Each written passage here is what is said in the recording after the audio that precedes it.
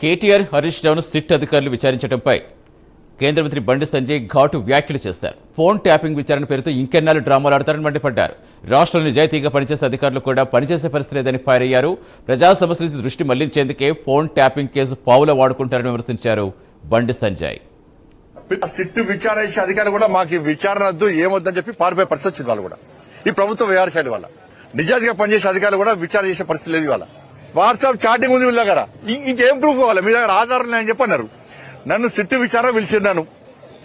పిలిచినప్పుడు ఫలానా రోజు ఫోన్ ట్యాప్ జరిగింది, నీ ఫోన్ వీల్ చేసిండ్రు, నువ్వు ఫలానా వ్యక్తులకు ఫోన్ చేసినావు, నువ్వు ఇది మాట్లాడినావు, నువ్వు ఇది జరిగింది అని చెప్పి నాకు మొత్తం చెప్పారు. నాకు అంటే ఆధారాలు ఉన్నట్టే.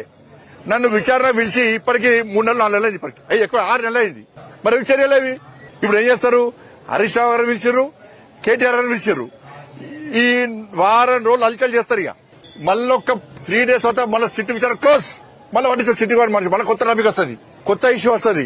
ఇటు ఫోన్ ట్యాపింగ్ పక్క పోతుంది. మళ్ళీ వేరే ఇష్యూ వచ్చినప్పుడు మళ్ళీ ఫోన్ ట్యాపింగ్ సిట్ మళ్ళీ కూర్చుంటుంది. మళ్ళీ ఇద్దరు ముగిస్తుంది. మళ్ళీ విచారణ పేరుతో మీడియాలో హంగామా, పేపర్ల హెడ్ లైన్స్, టీవీలలో బ్రేకింగ్, మళ్ళా రెస్ట్, మళ్ళా కథ మళ్ళీ స్టార్ట్. వాళ్ళకి అనుకూలం. ప్రభుత్వానికి ఏదైనా సమస్య వచ్చినప్పుడు, అవినీతి ఆరోపణలు వచ్చినప్పుడు దాన్ని డైవర్ట్ చేయడానికి ఈ సిట్ అనేది ఆయుధంగా మారింది. వాళ్ళకి ఇంతమందిని మాలాంటి వ్యక్తులను ఇంతమందిని విచారణ జరిపారు. మీరు ఏం చేసిర్రు, ఏం చర్చించుకున్నారు? ఆధారాలు అన్ని నాకు చూపెట్టారు. ఆధారాలు అన్ని నాకు చూపెట్టారు. ఇంత మంచి ఆధారాలు మీ దగ్గర ఉన్నప్పుడు ఇంకా విచారణ పేరుతో ఎందుకు కాలాపన చేస్తున్నారు?